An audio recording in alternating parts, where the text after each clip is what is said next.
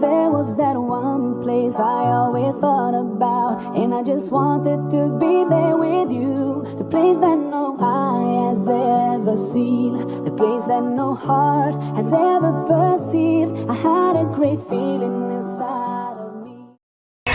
Assalamualaikum warahmatullahi wabarakatuh. Alhamdulillahirabbil wa bihi nasta'inu ala umuri dunya waddin. Wassalatu wassalamu ala asyrofil anbiya'i wal mursalin sayyidina wa nabiyina Muhammadin wa ala alihi washabihi ajmain, amma ba'du. Saya takdimi Ketua Yayasan Pondok Pesantren Zainul Hasan Genggong, yakni Kiai Haji Muhammad Hasan Mutawakil Allah SMM, juga Bapak Rektor Universitas Islam Zainul Hasan Genggong, yakni Bapak Dr. Abdul Aziz Wahab BAM AGCHT. Ini yang saya hormati Dekan Fakultas Tardis Umum, yakni Ibu Wahyu Lestari MPD, dan Keprodi Tadi Bahasa Indonesia, yakni Ibu Manfiratul Hamdi MPD, dan yang saya hormati Ibu Pengampu Mata Kuliah Pengantar Studi Islam, yakni Ibu Nur Fatimah MPDI, dan juga teman-teman yang saya hormati. Perkenalkan, nama saya Musdalifah. Di sini saya akan memaparkan tugas akhir UAS yang berjudul tentang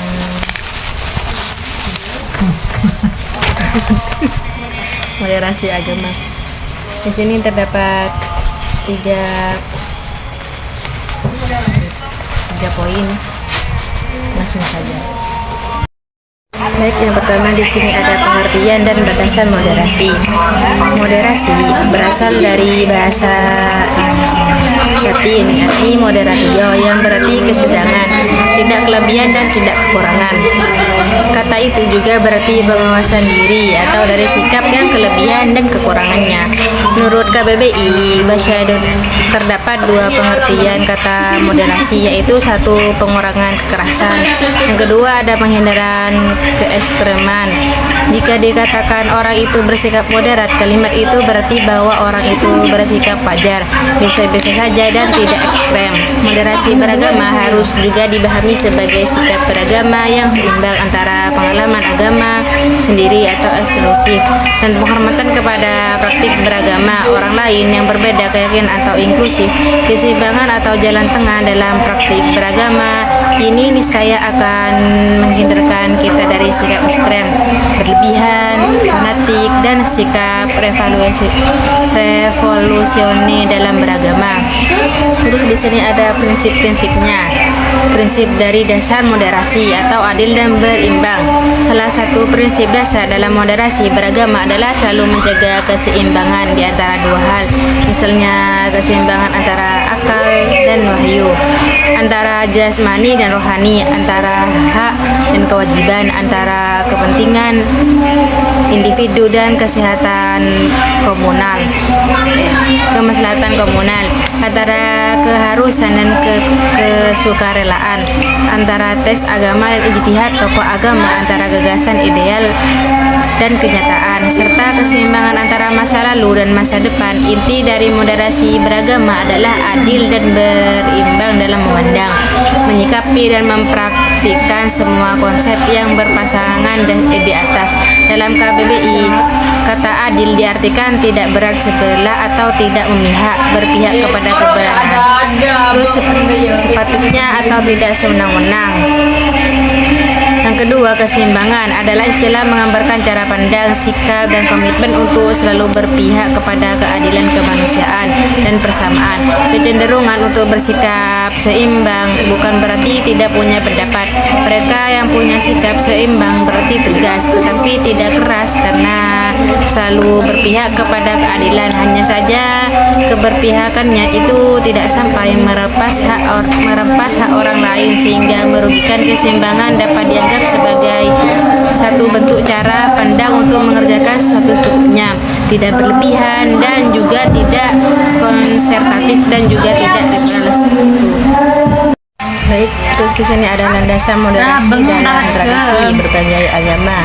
Setiap agama mengajarkan penyerahan diri seutuhnya kepada Tuhan Yang Maha Esa, Sang Maha Pencipta. Penghambaan kepada Tuhan ini diwujudkan dalam kesiapan mengikuti petunjuknya dalam kehidupan. Manusia menjadi hamba hanya bagi Tuhan, tidak menghamba kepada yang lain, dan juga tidak dipersembahkan oleh yang lain. Disinilah esensi nilai keadilan antara antara manusia sebagai makhluk Tuhan. Moderasi beragama menjadi muatan nilai dan praktik yang paling sesuai untuk mewujudkan kemaslahatan bumi Indonesia. Sikap mental moderat, adil dan berimbang menjadi kunci untuk mengelola keragaman kita. Dalam membangun bangsa dan negara, setiap warga Indonesia memiliki hak dan kewajibannya seimbang untuk mengembangkan kehidupan bersama yang tentram dan menenteramkan. Landasan moderasi dalam tradisi berbagai agama sebagai tulisan tentang moderasi beragama seringkali hanya berfokus pada konservatisme beragama sebagai solusi untuk mengatasi ekstrem kanan. Namun moderasi beragama juga bertujuan untuk menengahi kelompok dan pandangan dan sikap ekstrem kiri yang mendewakan akal dalam menafsirkan ajaran agama sehingga terlepas dari teksnya. Sebaliknya, ekstrem kanan secara rigid memahami teks agama tanpa mempertimbangkan konteks. Moderasi beragama menekankan pentingnya internalisasi ajaran agama secara substantif dan kontekstualisasi teks agama. Pandangan ekstrem kiri seperti menghalalkan hubungan seks di luar nikah dianggap terlalu jauh dari maksud teks Al-Quran. Sebaliknya, pandangan hitam putih dari ekstrem kanan mendorong penolakan terhadap pandangan lain, menciptakan sikap fanatik dan garis keras. Konservatisme dalam beragama seringkali ditandai dengan fanatisme terhadap satu tafsir agama. Dalam pendekatan terhadap pandangan lain, bahkan berusaha melenyapkannya bagi yang ultra konservatif. Cara pandang hitam putih memberikan keyakinan lebih dibanding menerima keagamaan tafsir. Persatuan yang tercermin dalam semboyan Bhinneka Tunggal Ika. Semboyan ini yang berasal dari kitab Sutasoma karya M.U. Tantular. Berarti meskipun berbeda dalam agama, ras, suku, bahasa, dan budaya, bangsa Indonesia tetap satu dalam NKRI. Sejak dahulu, masyarakat Indonesia telah menyadari dan menghargai keagamaan ini pada masa penjajahan. Semangat kebinekaan dihidupkan untuk memupuk persatuan seperti yang terlihat pada Kongres Sumpah Pemuda 28 Oktober 1928. Pada Kongres Sumpah Pemuda 28 Oktober 1928, toleransi memainkan peran penting dalam mewujudkan persatuan ini. Namun, keragamaan juga menimbulkan tantangan jika tidak diterima sebagai rahmat dan bisa menyebabkan konflik jika perbedaan tersebut dianggap sebagai pemisah. Dalam konteks masyarakat multikultural, Indonesia memiliki potensi besar untuk menumbuhkan moderasi dan demokrasi yang merupakan modal sesuai dan kulturnya yang harus dijaga seperti itu.